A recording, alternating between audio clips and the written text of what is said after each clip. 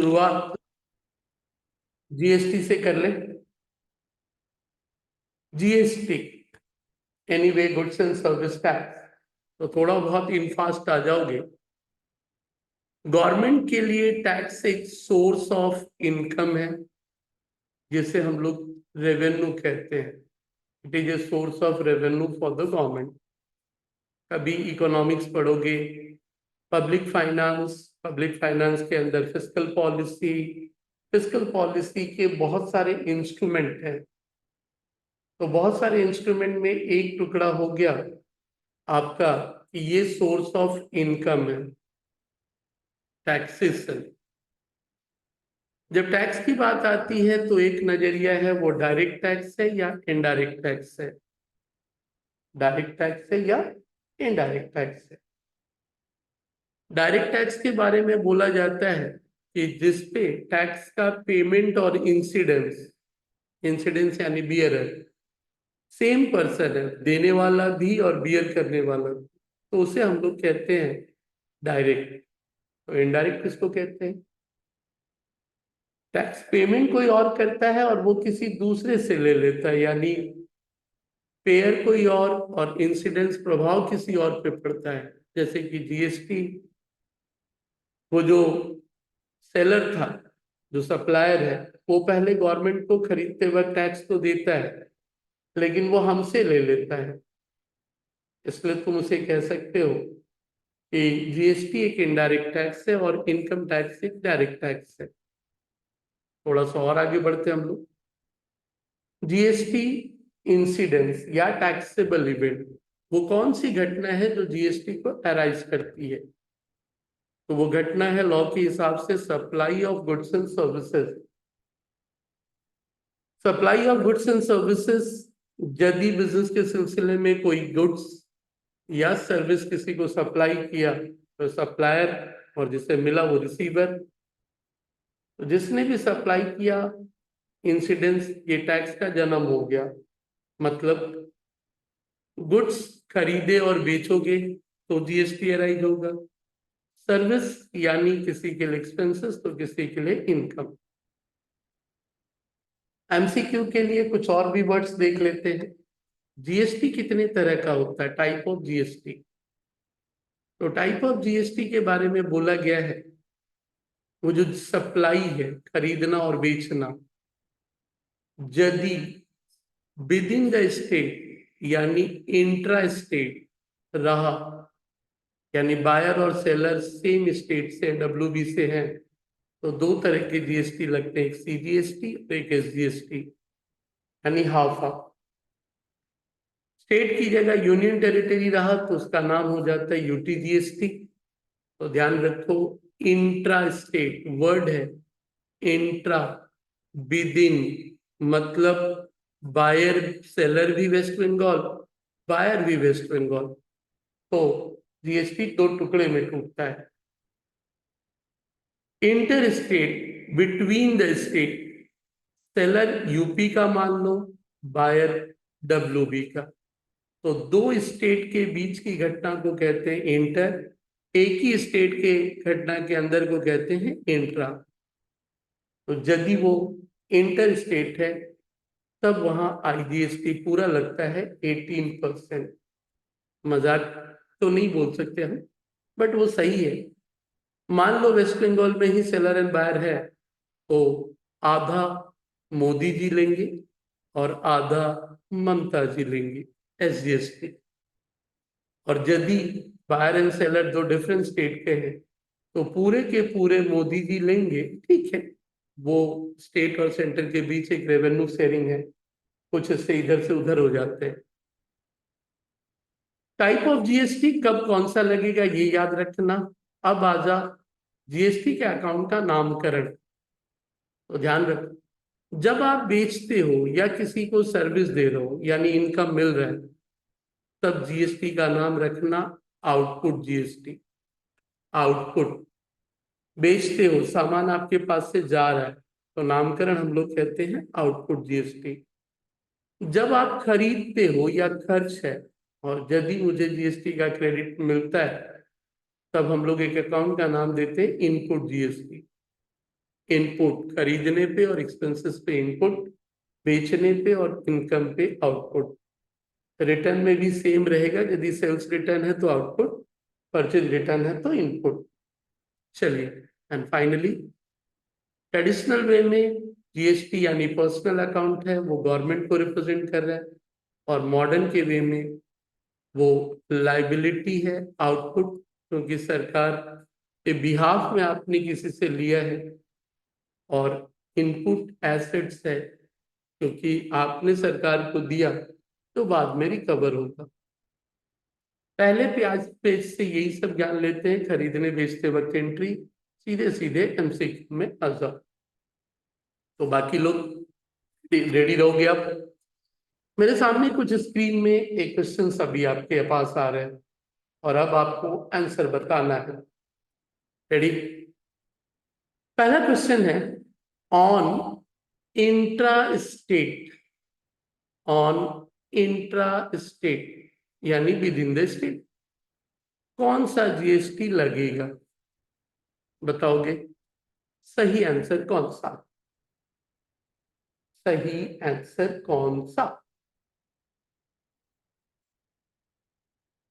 On intra, intra यानी with in, with in यानी खरीदने वाला भी, बेचने वाला भी वेस्ट बंगाल, खरीदने वाला भी वेस्ट बंगाल। अंकित जी का कहना है सी। बाकी लोग? जिम सर, उपमल जी, यस प्रेजेंट। सामने क्वेश्चन है, बताइए रोमन 1 कौन सा जीएसटी लगेगा? बाकी लोग 1 का सी। चलिए, 2 लोगों ने सही जवाब दिया। इंट्रा यानी with in the state, with in the state में ममता जी और मोदी जी दोनों लेते हैं। ऐसा कभी ऑप्शन में जाएगा नहीं, सिर्फ आईजीएसटी हो सकता है, बट एसजीएसटी अकेला या सीजीएसटी अकेला हो ही नहीं सकता है। चलिए, फिलहाल तो सी। रोमन 2 इंटर स्टेट, बताइए कौन सा? रोमन 2 इंटर स्टेट में कौन सा जीएसटी लगेगा? इंटर, आउटसाइड, बेचने वाला स्टेट एक, खरीदने वाला अलग। Cloud FF, welcome. Cloud FF ji, Roman 2 में कौन सा सही? किस्मत कुमार कटुआ जी 2 का ए बोल रहे हैं, 2 का ए। 2 का सी बोलने वाले हैं आयुष मंडल। मंडल जी 2 का ही बोल रहे होंगे ऑब्वियसली, 1 का तो मैं मान लूंगा कि नहीं है, तो सीधा सीधी मंडल जी कहीं हो सकता है कमेंट हटा लिए हो। एनीवे, इंटर स्टेट में जो लगता है वो सिर्फ और सिर्फ कौन सा? आईजीएसटी 2 का ए। सभी लोग सही, किसी बंदे ने आंसर देकर हटा लिया था। एनीवे, आगे चले। रोमन 3 इंटर स्टेट परचेज में कौन सा अकाउंट से डेबिट होगा? कौन सा अकाउंट डेबिट होगा? बोलिए। इंट्रा, सॉरी इंटर नहीं, इंट्रा। तो 3 में कौन सा सही? अपने टीएस ग्रेवाल जी का नोट से ही है, बुक्स बहुत बढ़िया है, खरीद सकते हो। तो 3 में सही कौन सा? रोमन 3 इंट्रा स्टेट परचेज में कौन सा अकाउंट डेबिट होगा? कौन सा अकाउंट डेबिट होगा?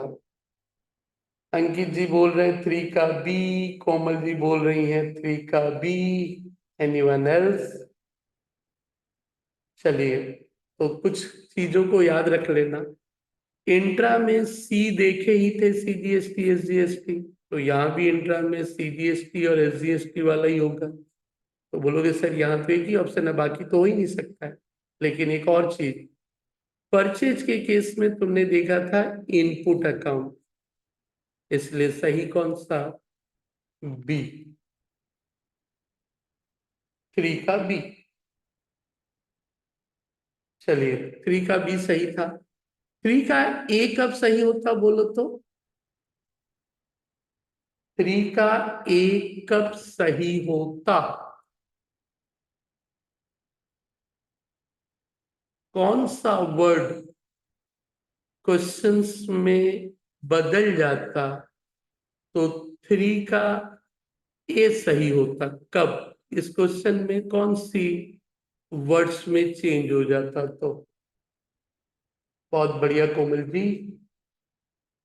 कोमल जी का कहना है कि यदि इंट्रा की जगह इंटर वर्ड होता तो ए सही होता। तो ध्यान रहे। बढ़िया अंकित जी। आगे आए रोमन 4। रोमन 4 में कौन सा अकाउंट जाएगा?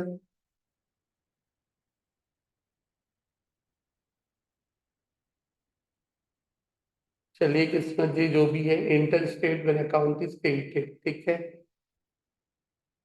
अब आइए रोमन 4, बोलिए रोमन 4 के लिए कौन सा बेहतर?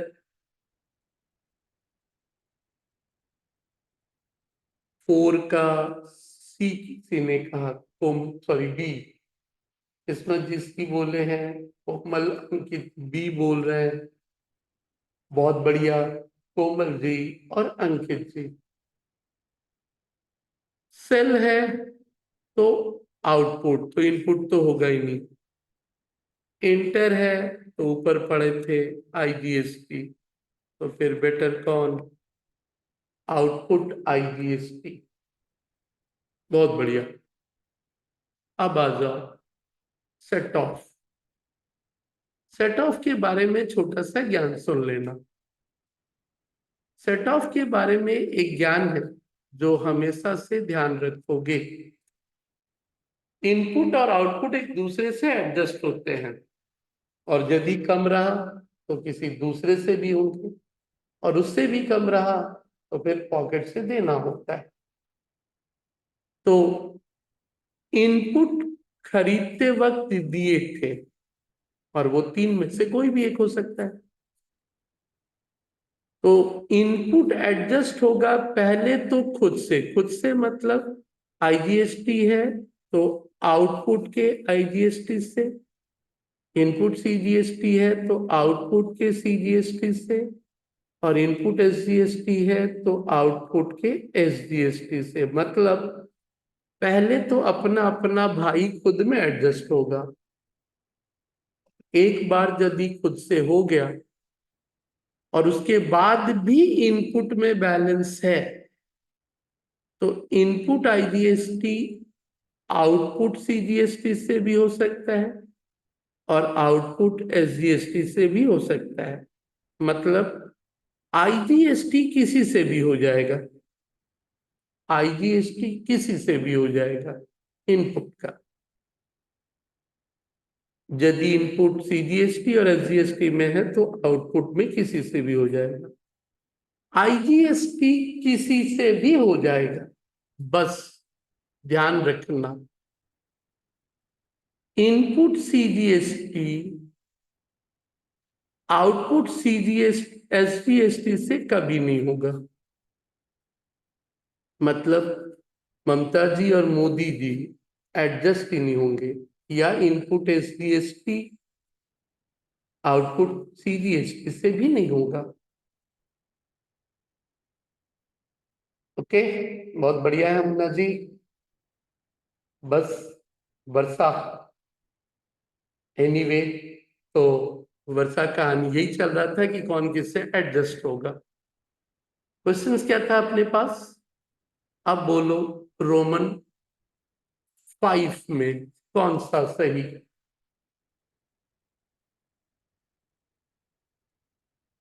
बोलिए वर्षा जी, रोमन 5 में कौन सा सही?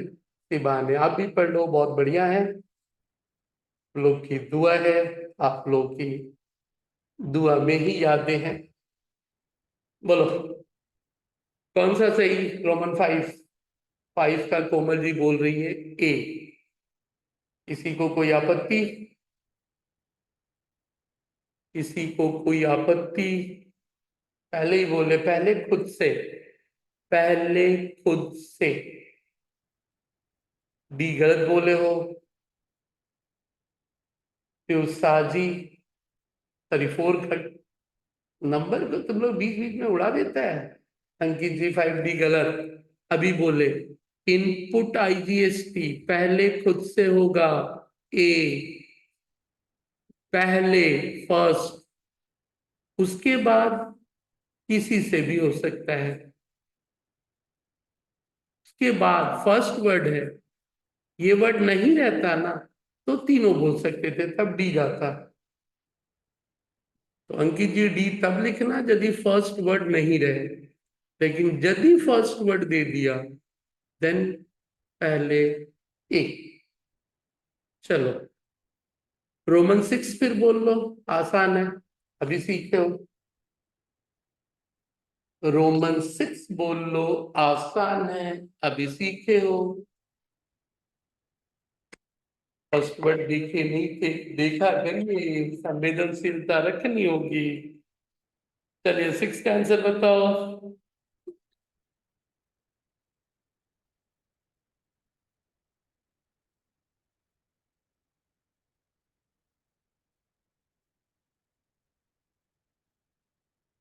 6 का बी। बाकी लोग, कोमल जी का कहना है बी। अभी सुना पहले खुद से। वाह, सब लोग समझ गए, बहुत बढ़िया। इनपुट सीडीएसटी है तो आउटपुट सीडीएसटी से। तो रोमन 7 भी आसान है। रोमन 7 भी आसान है। रिपीट कर दीजिए आंसर। रिपीट मतलब जो है वो खुद से। आईजीएसटी इनपुट, आउटपुट आईजीएसटी से। Input CGST, output CGST. तो फिर इनपुट एसजीएसटी, आउटपुट एसजीएसटी। बहुत बढ़िया। तो रोमन 8 बोलिए। रोमन 8 कौन सा बढ़िया? इफ इनपुट आईजीएसटी पहले अपने आउटपुट से होता है, उसके बाद भी कुछ बच गया तो किससे होगा? किससे होगा?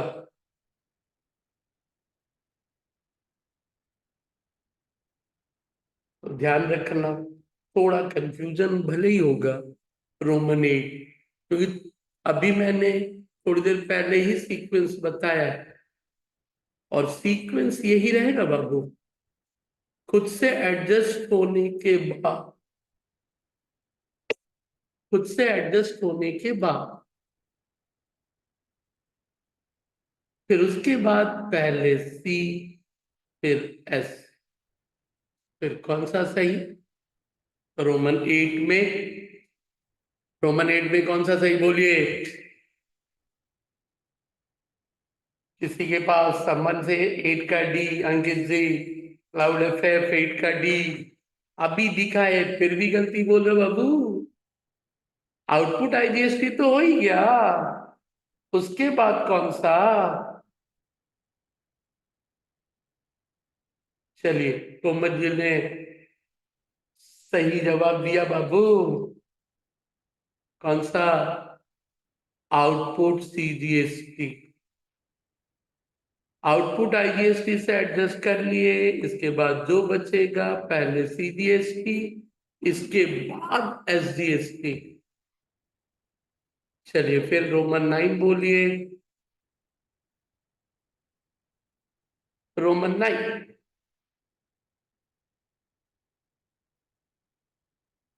अभी बताए थे, पहले खुद से, उसके बाद आईजीएसटी सीजीएसटी से, और उसके बाद कौन सा?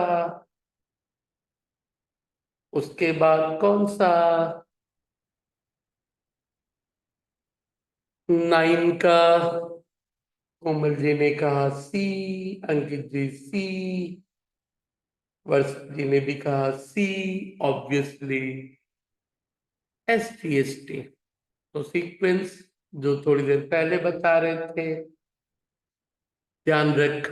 उसी तरह CGST पहले खुद से फिर IGST, SGST पहले खुद से फिर IGST। सीक्वेंस कौन किससे एडजस्ट होगा? 9 हो गया। अब थोड़ा सा परसेंटेज पे आइए। Number 10, number 10 percentage. थोड़ा बहुत परसेंटेज पे चलोगे, कैलकुलेशन पे।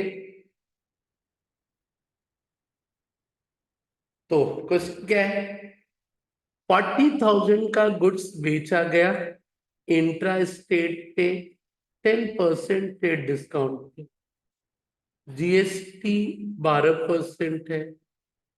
अमाउंट ऑफ GST कितना कलेक्ट होगा? कितना कलेक्ट होगा? चलिए, बीच बीच में जो मैसेज है लाइक कर लीजिए, सब्सक्राइब। धीरे धीरे अपने सब्सक्राइबर बंधु लोग, दोस्तों को, सबको जोड़िए। सारी चीजें रिकॉर्ड रहेंगी। एग्जाम के टाइम में सबसे बेस्ट रिवीजन मटेरियल होगा, सबसे बेस्ट, जहां तक मैं समझता हूँ। ठीक है, प्रेजेंटेशन एक अलग हो सकता है, स्मार्ट बोर्ड ये वो, बट बेस्ट।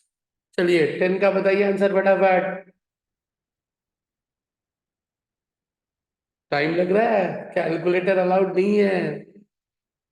चलिए, कोमल जी ने एक स्मार्ट आंसर दिया है। स्मार्ट आंसर बोले तो क्लाउड इफेक्ट ने भी, लेकिन उस स्मार्ट का यदि मान लो ऑप्शन में घुमा फिरा देता ना, तो तुम्हें टाइम लगेगा। और कैलकुलेटर अलाउड नहीं है, अंकित जी ने भी कहा है। तो अंकित जी, उस ऑप्शन में तो जाना बेहतर ही नहीं है बाबू।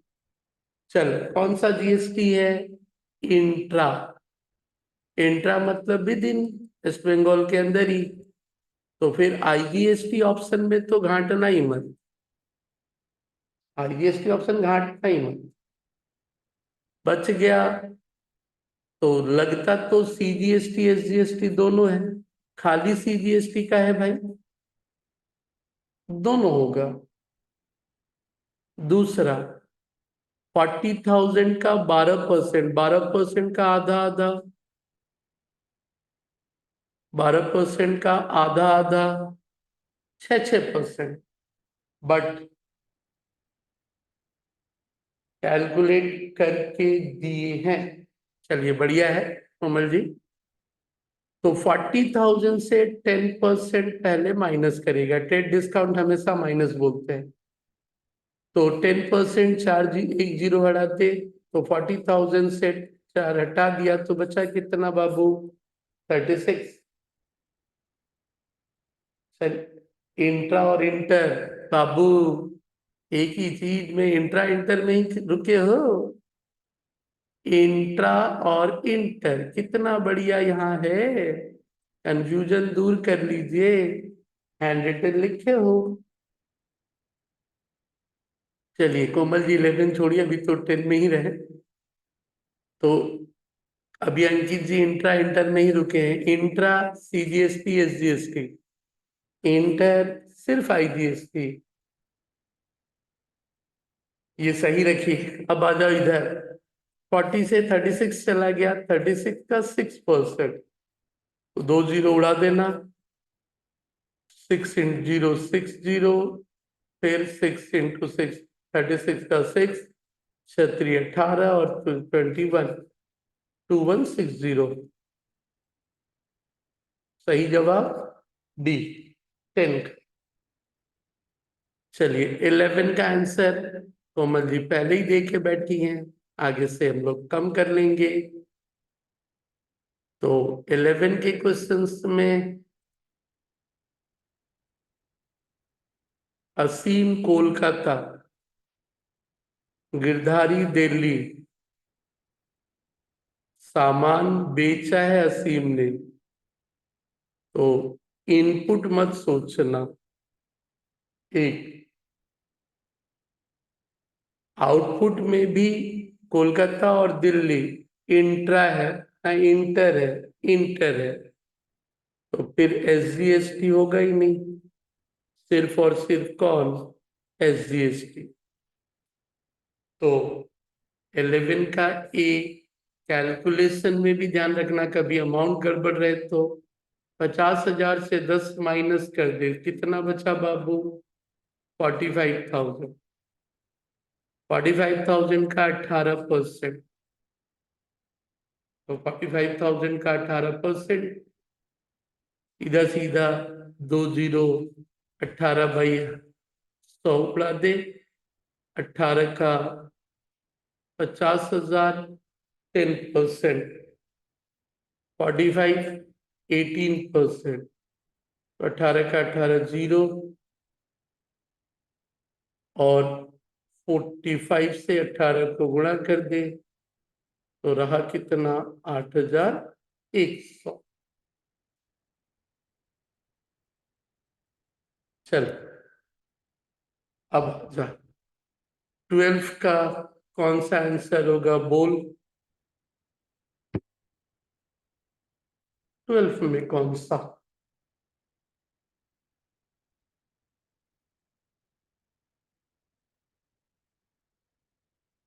बहुत बहुत बढ़िया, 12 में कौन सा better,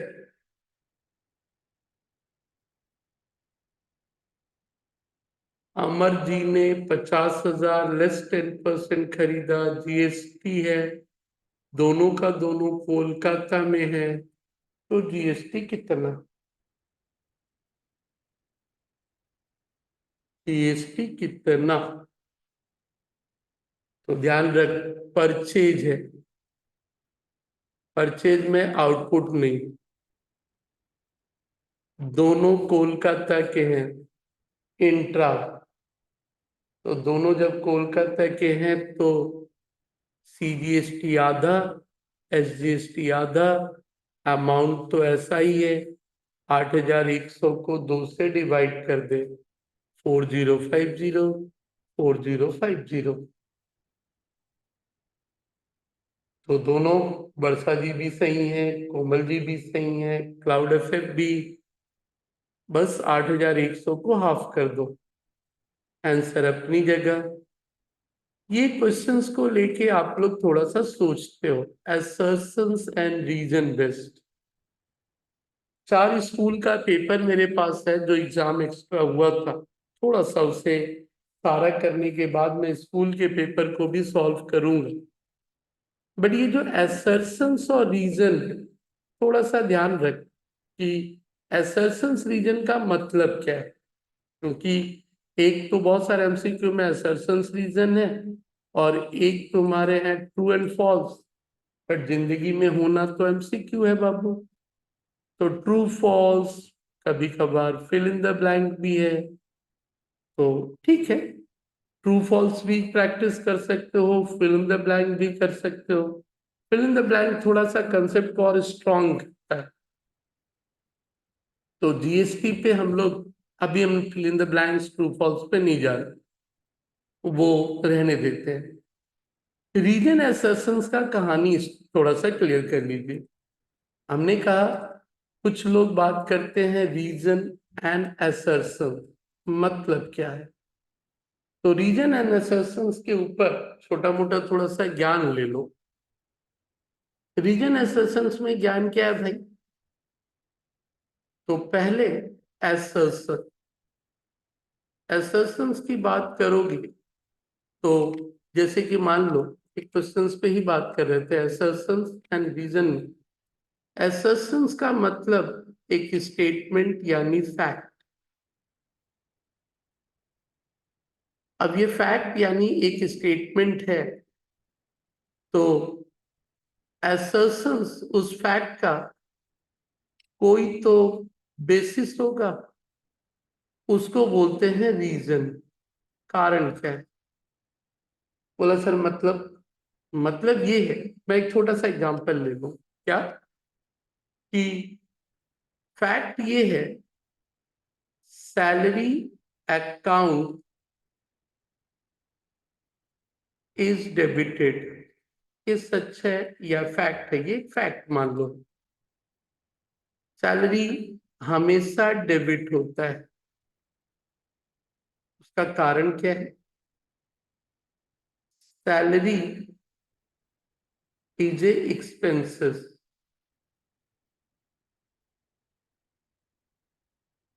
salary is a what? Expenses.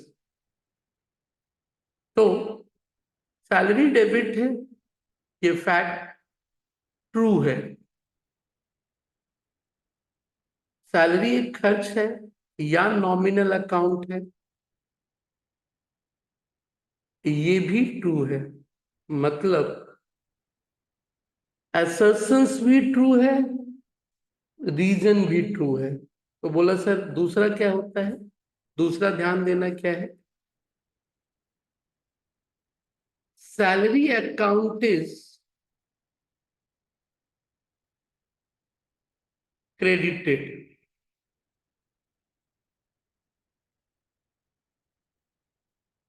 Salary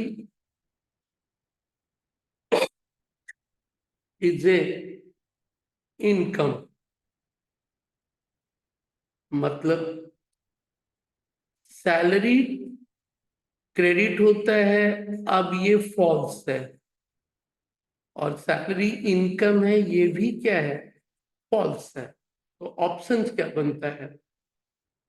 reason, assertions and reason, मतलब बहुत सही से रहे, आना नहीं चाहिए तुम्हारे लेवल पे, ये थोड़ा सा टफ है, बट कभी कभार टीचर्स दे दे, इसके लिए थोड़ा मेंटली रेडी हो जाओ। मेंटली रेडी हो जा। कोमल जी एक सिंबल दी है, आई डोंट नो, आप लोग की इमोजी की भाषा में समझ नहीं पाता हूँ, एक जनरेशन गैप तो है, कोशिश करता हूँ मैच करूं। तो पहला लाइन दोनों ट्रू, दूसरा वाला दोनों फॉल्स, तीसरा मिला दे रहा हूं, मिक्सअप कर रहा हूं। Salary account is debited, no doubt सच है। सैलरी इज ए इनकम, ये तो गलत है ना बाबू, यानी 2 बाई 2 का कॉम्बिनेशन बनता है। अब क्या रहा कि ये assertions ट्रू है, बट रीजन क्या है? फॉल्स है, रीजन फॉल्स है। एंड चौथा और आखिरी, salary account is credited, salary account is credited, और बोला क्या है कि salary is an expenses, is an expenses. Salary credit होता है बाबू, ये तो फॉल्स है, बट सैलरी खर्चा है, ये तो क्या है? ट्रू है। assertions और रीजन का पहले मतलब क्लियर करिए, क्योंकि बहुत उलझे हुए आप लोग रहोगे, बहुत। कैसे उसे ठीक करोगे, कैसे उसे पकड़ोगे? मतलब क्लियर करिएगा, क्या बोलना चाहते थे? ये जो क्वेश्चंस होता है ना, assertions और व्हाट, रीजन, यानी आपको एक फैक्ट लिख के दिया जाएगा, एक स्टेटमेंट, फैक्ट बोल ले या स्टेटमेंट बोल ले, आपको बोलना है क्या ये सच है, और जो रीजन है क्या वो भी सच है, या तो दोनों सच है पूछेगा, फिर बोलेगा एक फॉल्स दूसरा भी फॉल्स, ऑप्शन वैसे ही होंगे, ए बी सी डी। मतलब एक ऑप्शन ए में जाएगा, एक बी में जाएगा, एक सी में जाएगा, एक डी में जाएगा, और लाइन चारों में से कोई एक हो सकती है। तुम ध्यान से पढ़ के देखना, फैक्ट सच है, ट्रू, रीजन सच है, या फिर दो ऑप्शंस 2 बाई 2 के 4 कॉम्बिनेशन होंगे, दोनों फॉल्स, दोनों ट्रू एक फॉल्स, एक फॉल्स एक ट्रू। एक क्वेश्चन चल थोड़ा सा देख लेते हैं। assertions एंड रीजन में आंसर भले ही दिया हो, लेकिन मैं चाहूंगा कि पहले आप लोग सिर्फ और सिर्फ उससे मतलब देख लो। क्या दिख रहा है? पहला assertion। assertions क्या दे रहा है, ध्यान से देखो। assertions देख रहा है क्या? पहला, बोलो।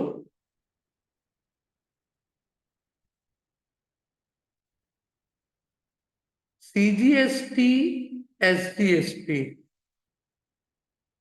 CGST and what, SGST intra state supply पे लगते हैं, गुड्स और सर्विस दोनों पे। क्या बोल सकते हो सर, ये तो ट्रू है, यानी करेक्ट है।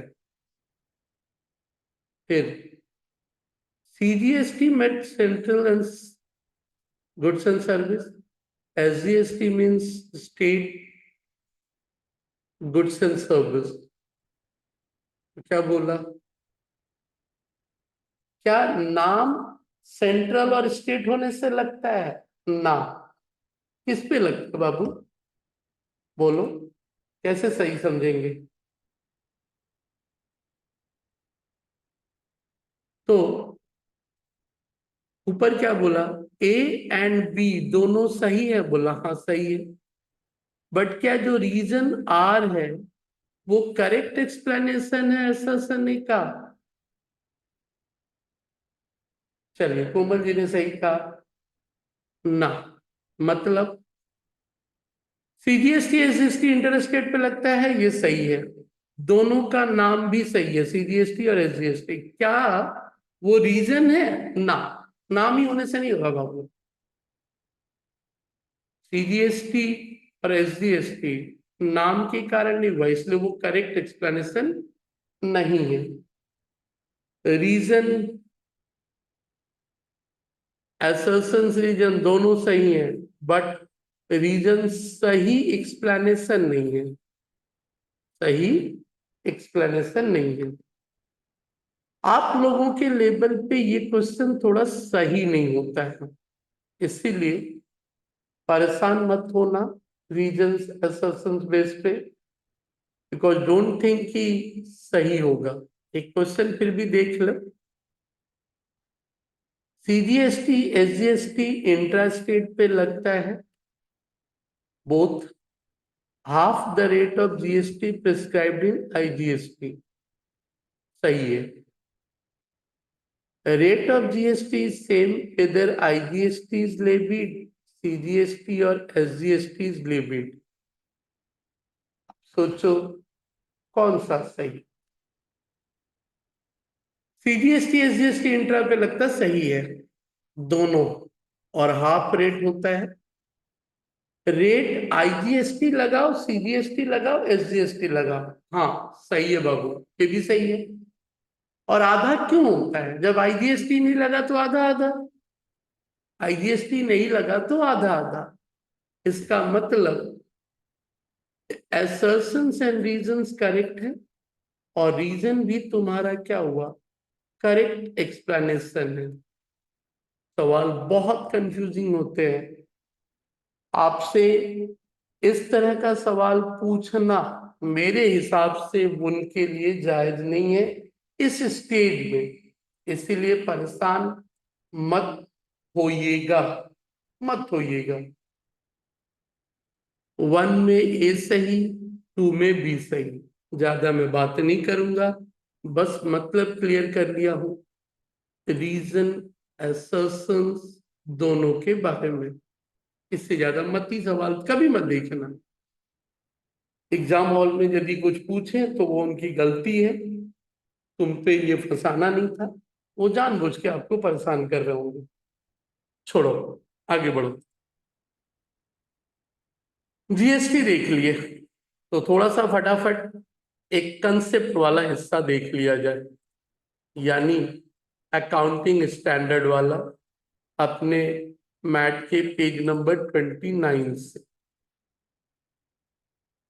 पेज नंबर 29 से। चलो one by one. International accounting standard कौन इशू करता है? मैं अभी अकाउंटिंग स्टैंडर्ड, जीएपी, इन सब से रिलेटेड क्वेश्चंस को पूछ रहा हूं। क्लाउड एफएफ सर 2 को फिर से समझाइए। रीजन एसेसमेंट में क्लाउड एफएफ ऐसा था कि वो, मैंने पहले ही कहा ना, वो बहुत डिस्टर्ब करेगा आपको।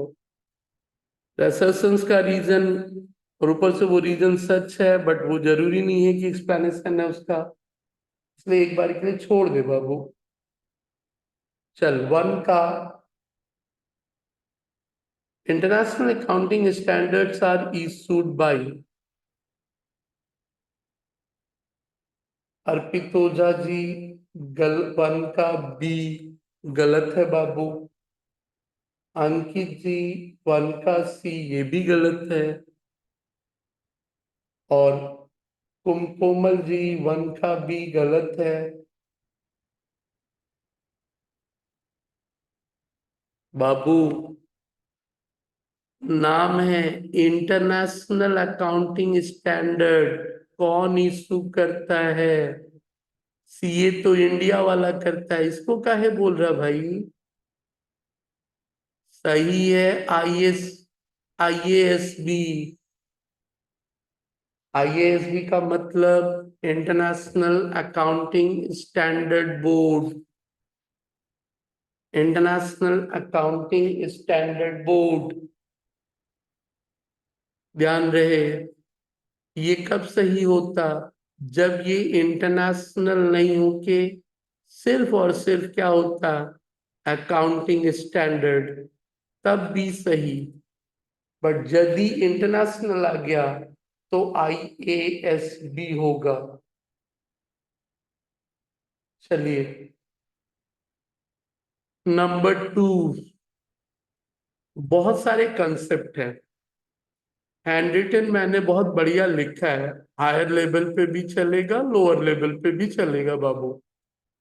एक बार कोशिश करके आप सब लोग उस अकाउंटिंग स्टैंडर्ड के हैंड रिटन को लिखवा लेना। मतलब अकाउंटिंग स्टैंडर्ड और प्रिंसिपल से रिलेटेड बहुत सारे हैंड रिटन्स को मैंने लिखा है। तो पेज नंबर 22 में खत्म तो कर दिया था, बट 22A से हर एक कंसेप्ट के बारे में थोड़ा थोड़ा लिखा गया है। क्या होता है, क्यों होता है, बहुत सही से एक्सप्लेनेशन देके। हो सकता है कि तुम्हारे लेवल पे तुम्हें थोड़ी समझने में मुश्किल हो, तो 10-12 कंसेप्ट के बारे में थोड़ा थोड़ा करके लिखा हो। सब लोग कोशिश कर सकते हो लिखने का। ठीक है, मैं भी मानता हूं तुम्हारे लेवल पे ये चीजें बहुत है, बहुत, इसीलिए बहुत ज्यादा परेशान मत होना। बहुत सारा 22A, B, C, D और E, 14 सब्सटेंस थोड़ा सा लिखा हूं। लास्ट सब्सटेंस ओवर फॉर्म लिख पाया, समझ पाया, बहुत बेहतर। नहीं तो थोड़ा याद रखने की आदत ही डाल लेना बाबू। चल अभी मैं बात कर लेता हूं एमसीक्यू पे सीधे सीधे। 2 का कौन सा सही बोल रहे थे? 2 का कौन सा सही बोल रहे थे? कोमल जी ने मैसेज को रिट्रैक्ट कर लिया। बोलिए 2 का कौन सा सही? आईएफआरएस भी नहीं बाबू, वो अलग है। दो दो दो दो। 2 का बी कोमल जी बोल रही है। एनीवन? बाकी लोग, बाकी लोग आपका बिजनेस हमेशा इंडेफिनिट, इंडेफिनिट मतलब हमेशा चलता रहेगा, तो ध्यान रखना सही ऑप्शंस है गोइंग कंसर्न्स, गोइंग चलता रहेगा। बहुत बढ़िया अर्पित जी। अंकित जी बोल रहे हैं नो आइडिया, तो थोड़ा सा समझ ले बाबू। और अभी मैंने कहा ना, वो जो 5 पेज लिखवाया हूं एमसीक्यू का, बहुत परफेक्ट वो एक्सप्लेनेशन है, सही से देख लेना, थोड़ा थोड़ा मतलब समझ। इंडेफिनिट हमेशा चलेगा, गोइंग कंसर्न्स। तो बता, डबल एंट्री कौन सी धारणा पे बेस्ड है? ऐसे मैंने बहुत कुछ बताया था, कौन सा फंडामेंटल नहीं है ये वो, तो बोले जाइए प्यूज जी टू का ये सही नहीं था। प्रियांशु जी 3 बताइए कौन सा सही। डबल एंट्री कौन से प्रिंसिपल पे बेस करता है? गॉट एन आंसर, एक आंसर मिला। अर्पित जी का भी मिला, कोमल जी तो पहले दी ही थी। डुअल एस्पेक्ट, बहुत बढ़िया। तो नंबर 4 बोलिए कौन सा सही? Non financial transactions, non financial जिसमें पैसे का जिक्र ही नहीं है, क्यों नहीं दिखाते हैं 4 में? नॉन फिनेंशियल ट्रांजेक्शन्स को रिकॉर्ड नहीं किया जाता है, क्यों? कारण नॉन फिनेंशियल, पैसे को मनी में मेजर यदि नहीं करोगे तो उसको अकाउंट्स में कहां से दिखाओगे? खाद। तो 4 का बी, जब तक पैसे को माप ही नहीं पाया, दिखाना संभव नहीं।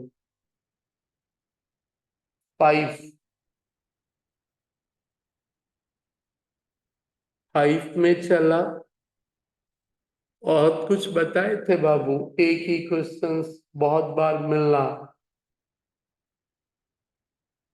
थोड़ा सा स्लो चल रहे हो तो थोड़ा स्लो रह रहा हूं।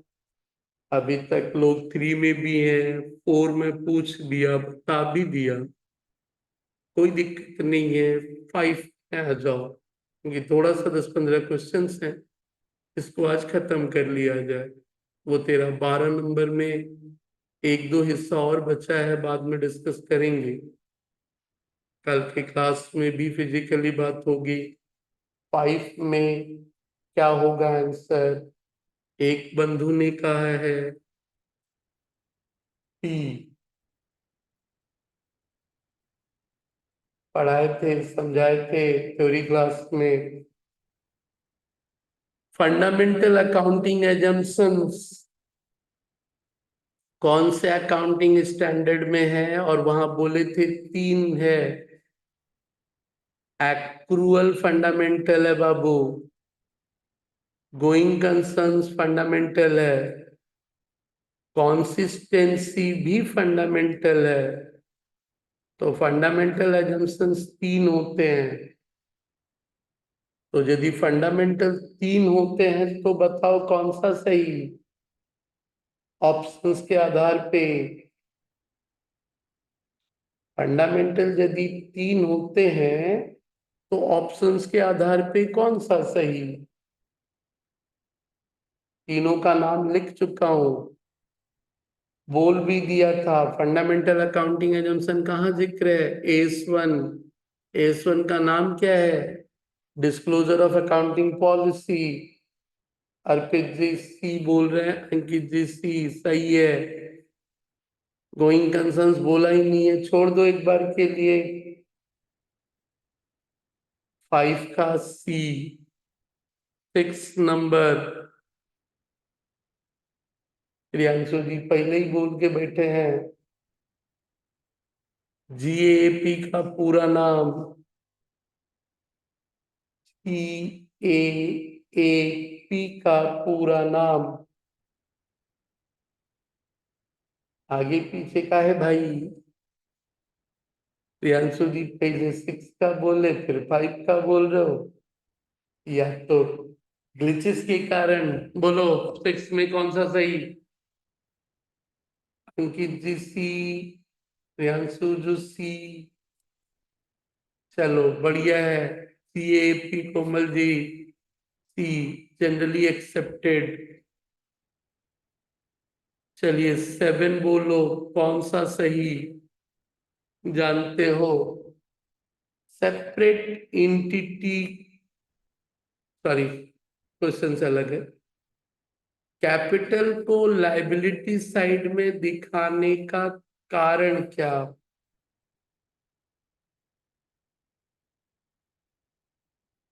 लाइबिलिटी में कैपिटल दिखाने का मतलब मालिक का कैपिटल है, क्यों?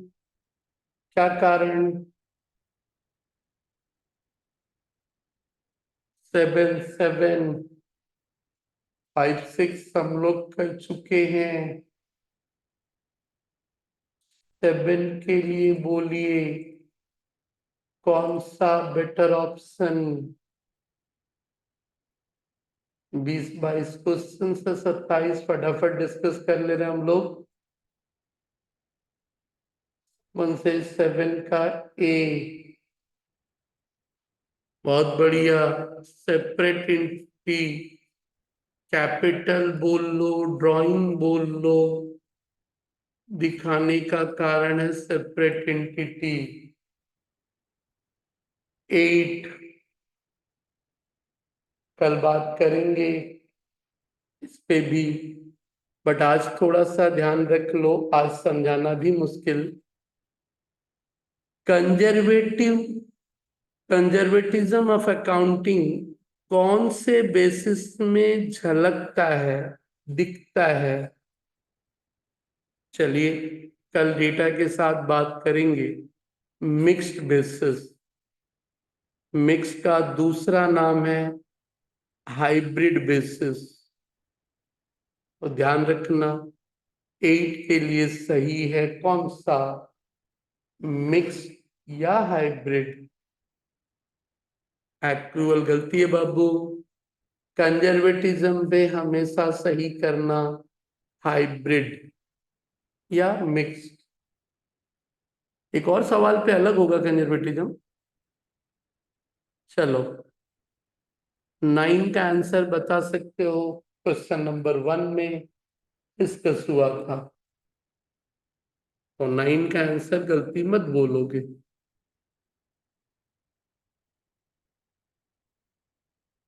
फटाफट।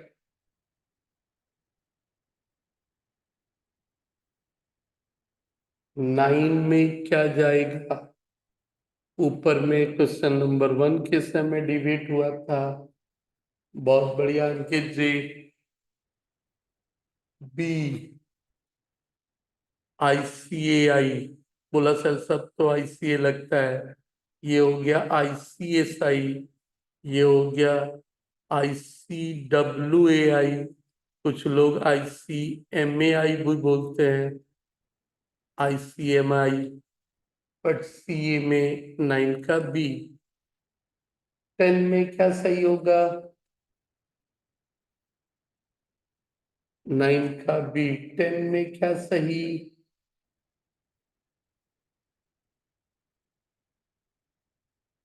10 में क्या सही?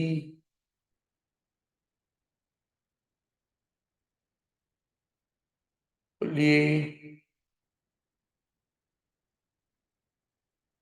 कंजर्वेटिज्म का मतलब प्रियांशु बताएंगे? मतलब है नेगेटिव सोच के चलना, फ्यूचर लॉस दिखा देना है बट फ्यूचर प्रॉफिट इग्नोर करना है। कंजर्वेटिज्म का मतलब वही। 10 का सी बोल रहे हैं अर्पित जी, मैचिंग कंसेप्ट। बचपन में गेम खेलता था, matching matching, white white finger खेलता है। बोल कौन सा? Expenses and income. मैचिंग में हमेशा बोलना expenses and income, balance sheet की तरह एसेट्स एंड लायबिलिटी नहीं बाबू।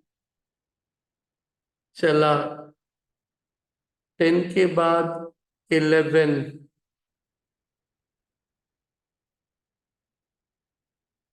ओनर और बिजनेस में जो रिश्ता है वो कौन से कंसेप्ट पे है?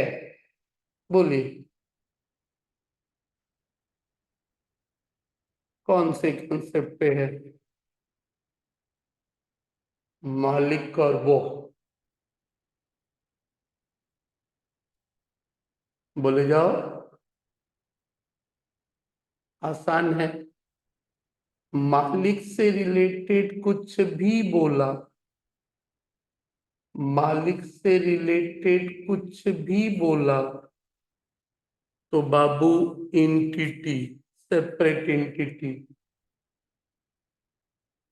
मालिक से रिलेटेड कुछ भी बोला, सेपरेट एंटिटी। तो 12th में भी किसके बारे में बात कर रहा है? मालिक से। तो यहां भी कौन सा? Business entity. Separate entity, business entity, सिर्फ एंटिटी, बराबर। 12 13 में चला, ये याद रखना होगा। बताए थे कुछ कुछ एस, कुछ कुछ एस याद रख लेना। बोलो 13 के लिए वैल्यूएशन ऑफ इन्वेंट्री कौन से एस में लिखा है? कौन से एस में लिखा है? तो ध्यान रखना, वैल्यूएशन ऑफ इन्वेंट्री का हमेशा से सही जवाब होगा एस टू। तो एस थ्री क्या है भाई? ये है cash flow statement. AS two में है cash flow statement. AS six आज की तारीख में खत्म है, पहले था डेप्रिसिएशन। एस 10 फिक्स एसेट्स पुराना नाम है और आज इसका नाम है PP, property plant and equipment. तो इन्वेंट्री के लिए एस टू। चलिए 14, आज की तारीख में कितने अकाउंटिंग स्टैंडर्ड हैं? आज की तारीख में, आज की तारीख में कितने अकाउंटिंग स्टैंडर्ड हैं?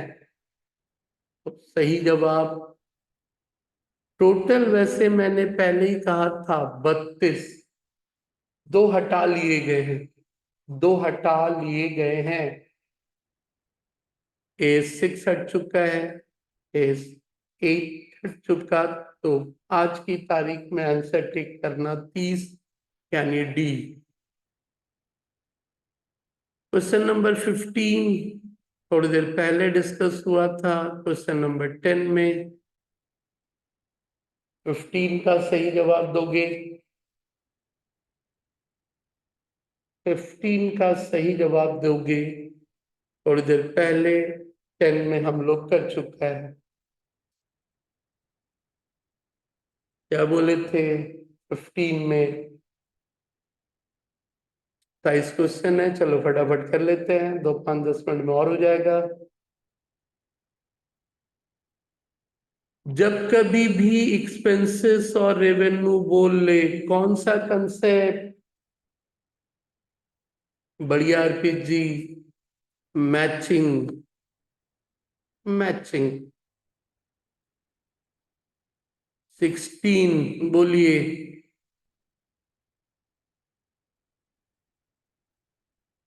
बिजनेस तो फॉरएवर चलेगा, इकोनॉमिक लाइफ। बट उसको टुकड़े में तोड़ा जाता है पीरियड के हिसाब से। तो नाम से मिलता जुलता एक वर्ड है, देखो, नाम से मिलता जुलता एक कंसेप्ट है। आरपी दीदी सब बोले थे मैचिंग मैचिंग, बढ़िया बढ़िया। 16 में कौन सा? 16 में। लगे रहो मुन्ना भाई, अकाउंट्स में उस एग्जाम वाले दिन तुम्हें लगेगा सर जो डिस्कस किए वही आ रहा है। चलिए, पीरियोडिसिटी, बढ़िया। अकाउंट्स को एक एक पीरियड में तोड़ देना। बोलिए, 17 नंबर क्वेश्चंस।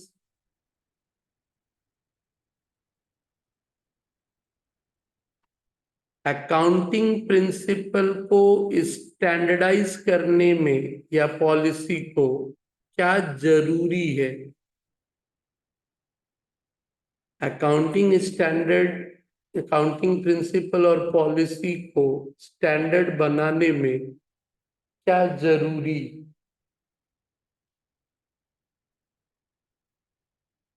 17 में। तो तीनों ध्यान रखना, कंपेयर भी कर सकते हो, कंसिस्टेंसी हो, ट्रांसपेरेंसी हो, तो better option all of these, all of these. पढ़ा था फंडामेंटल अकाउंटिंग एजम्पशन में तीन थे, इनकंसर्न्स, कंसिस्टेंसी, एक्रूअल। तो चला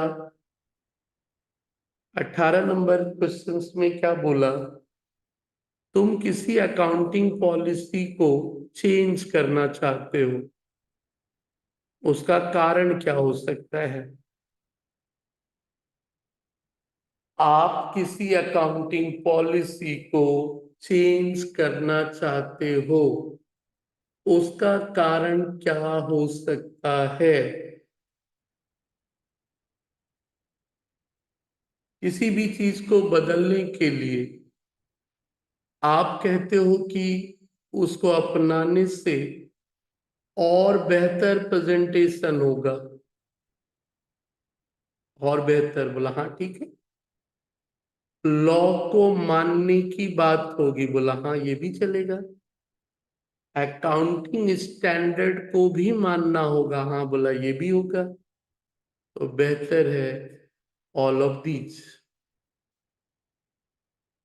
18 में डी, कुछ बदलना है, उसके कारण कुछ भी हो सकते हैं। Now come to 19। वो एरियाज बताइए जहां डिफरेंट पॉलिसी को अडॉप्ट किया जा सकता है। पॉलिसी चैप्टर जब पढ़ा रहे थे जीएपी, यदि क्लास को बहुत ध्यान से सुने होंगे तो बहुत कुछ उसी से रिलेटेड है। कौन कौन से एरियाज हैं जहां अलग अलग अकाउंटिंग पॉलिसी अपनाए जाते हैं? तो ध्यान रख, फिक्स एसेट्स का वैल्यूएशन, कॉस्ट मॉडल, या फिर करेंट कॉस्ट मॉडल, बहुत सारे मॉडल हैं। Depreciation straight line WDV, finish goods FIFO LIFO. तो 19 का ऑप्शन भी सही होगा, व्हाट? डी। तो बढ़िया प्रियांशु जी, अब आ जा, अच्छे हुए 8 कुछ। अकाउंटिंग पॉलिसी सिलेक्शन का इनअप्रोप्रिएट होना, यदि गलत ले लिए, मतलब अकाउंटिंग पॉलिसी इनअप्रोप्रिएट ले लिए, गलत ले लिए, सही नहीं लिए, तो क्या हो सकता है?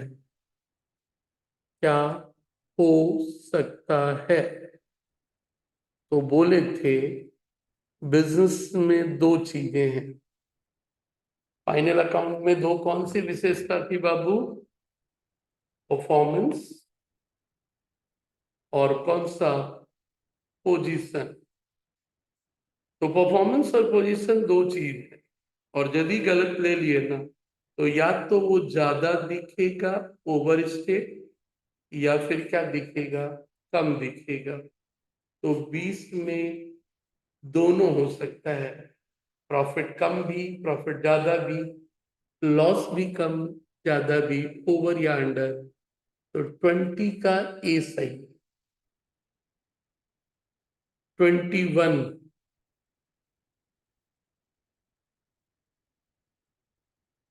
accounting policy to specific accounting, क्या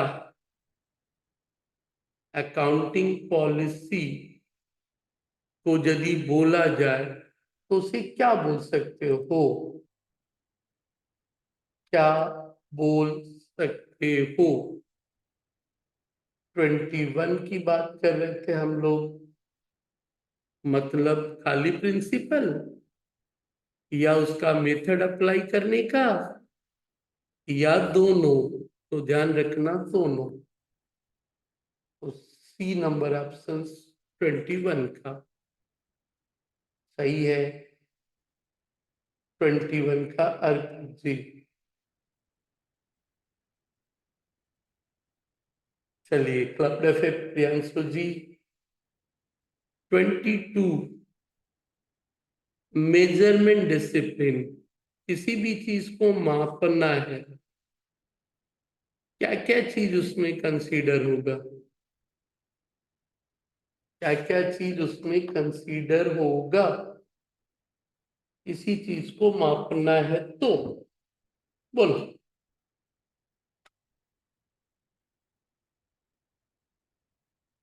identification of object and event, जिसको मापना है पहले आइडेंटिफाई करिए।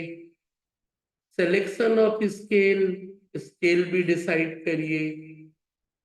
Evaluation of dimension of measurement of scale, उसके डायमेंशन को भी इवैल्यूएट करिए। तीनों सही है बाबू, तो फिर करेक्ट ऑप्शन में क्या दोगे, D, all of these. Measurement बहुत कुछ मापना होता है। मान लो कि प्रॉफिट एंड लॉस बना रहे हो, सेल्स लाख में दिखाओगे, हजार में दिखाओगे, करोड़ में दिखाओगे, सब उसके अंदर आया। अब बोलिए, वैल्यूएशन प्रिंसिपल थोड़ा सा डिस्कस भी करेंगे थ्योरेटिकली। सबको फॉलो करता है, किसको छोड़कर, किसको छोड़कर। ऐसे तो हम लोग कभी कहते हैं कि अकाउंटिंग हिस्टोरिकल कॉस्ट कंसेप्ट है, बट बहुत लोग उसकी लिमिटेशन की भी बात करते हैं। तो कौन सा वैल्यू है जो वैल्यूएशन प्रिंसिपल में कंसीडर नहीं करते, नहीं करते हैं, बोलो। 23 में ध्यान रख, प्रेजेंट वैल्यू सही है, हिस्टोरिकल कॉस्ट सही है, रियलाइजेबल सही है। तो फिर कौन सी वैल्यू को हम लोग अकाउंट्स में नहीं सोच रहे हैं, फ्यूचर वैल्यू। सही, सभी वैल्यू दिया जाता है फ्यूचर को छोड़कर। 24, तो 23 में ए सही था बाबू। 24 बोलो।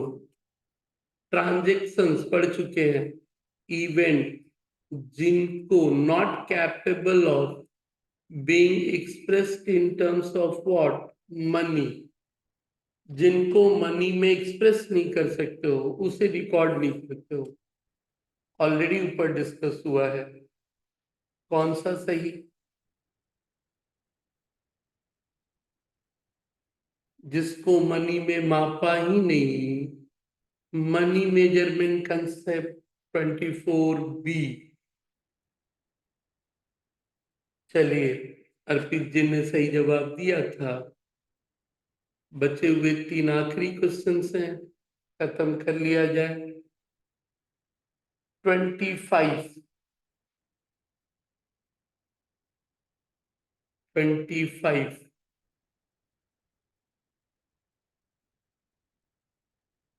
कंसेप्ट वाले क्वेश्चंस बहुत एडवांस होते हैं, आपके लेवल पे आपको समझना थोड़ा मुश्किल है, इसलिए वो आसान देंगे। 25 क्या कहता है? Accounting policy of inventory raw enterprise states कहता है कि इन्वेंट्री वैल्यू होगा lower of cost determined on weighted average और एनआरवी। एनआरवी तो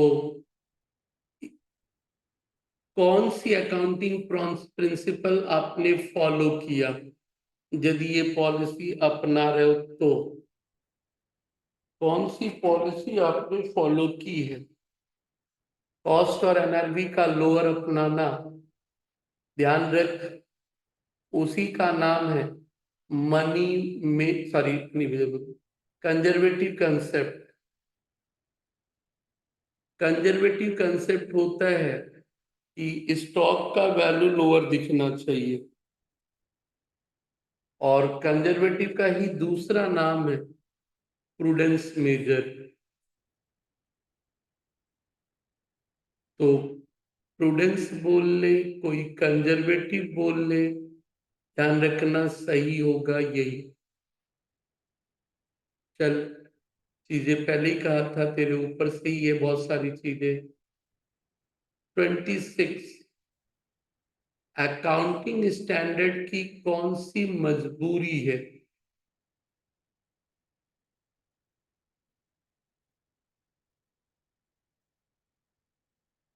कौन सी मजबूरी है?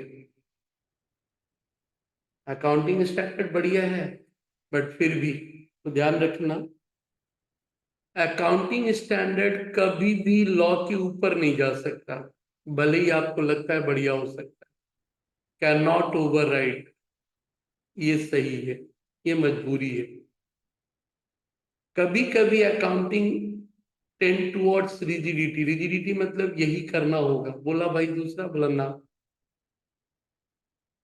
तीसरा, ये भी सही था, रिजिड रहता है कभी कभी। सी, एक ही चीज के बहुत सारे अल्टरनेटिव अकाउंटिंग ट्रीटमेंट है,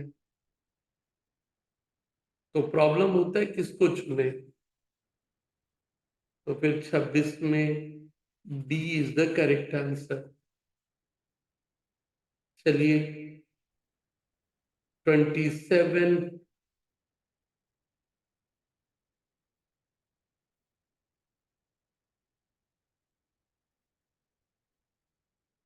लास्ट क्वेश्चन। किसी सामान को बेचने से जो रेवेन्यू आया, जनरली रियलाइज हम लोग पीरियड इन विच वो sale of finish goods, generally period in which, कौन से पीरियड में वो रियलाइज होता है? ऐसे तो वर्ड, लेकिन ध्यान रखना, हम लोग जनरली जिस पीरियड में होता है उसी पीरियड के हिसाब से सब कुछ दिखाते हैं। तो जिस पीरियड में सेल्स होता है उसी पीरियड में हम लोग उसे रिकॉग्नाइज करते हैं। चलिए, तो थोड़ा थोड़ा थ्योरी देखा, जितने भी क्वेश्चंस तेरे पास होंगे ग्रुप में डाल, थोड़ा और कर लो। स्कूल, 4 स्कूल के पेपर है, तुम लोग के पास यदि और पेपर इकट्ठा होता है किसी दूसरे स्कूल का तो जरूर शेयर करोगे। चले आइए, यही था आज की कहानी। तो आपने जीएसटी से रिलेटेड कुछ क्वेश्चंस देखा, आपने कुछ प्रिंसिपल और अकाउंटिंग स्टैंडर्ड पे देखा। बहुत बहुत धन्यवाद आज के क्लास के लिए। पहले ही कहा है क्लास कर लो, यदि नहीं कर पाए हो तो रिकॉर्डेड देख लेना, बहुत बेहतर पार्ट रहेगा तुम्हारे प्रिपरेशन का। आज के लिए यही अपने क्लास को ओवर करें। तो आगे जितना भी क्वेश्चंस है always welcome in the group, Telegram के ग्रुप पे पूछ लीजिए इसे, अपने दोस्तों बंधुओं सबको इसे देने की कोशिश करो। चलिए, अभी के लिए टाटा, बाय बाय। कल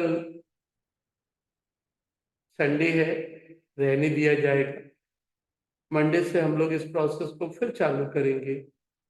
एक दिन तो वीक में रहे। एक क्वेश्चन है अर्पित जी, बोलो बाबू। अर्पित जी बोल रहे हैं क्वेश्चन है।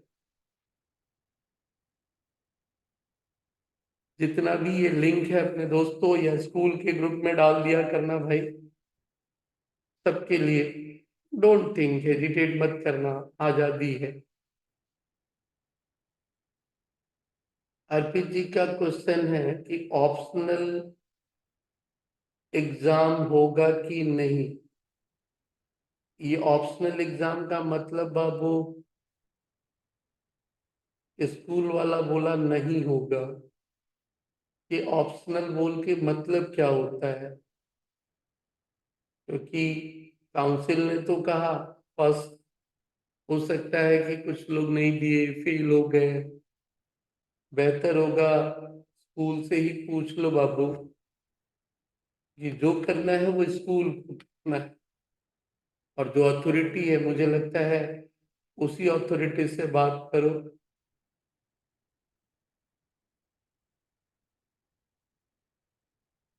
ऑप्शनल एग्जाम होगा ही नहीं। अच्छा, मैथ के सेंस में।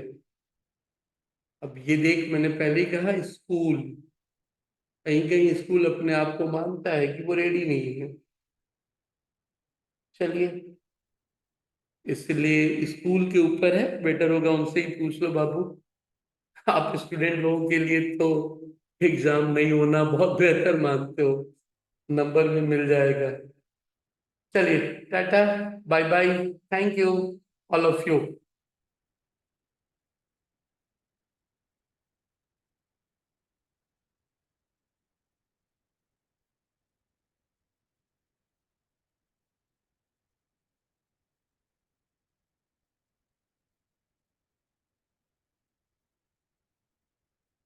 थैंक यू जी, आपकी दौलत ये चीजों का सही से होना।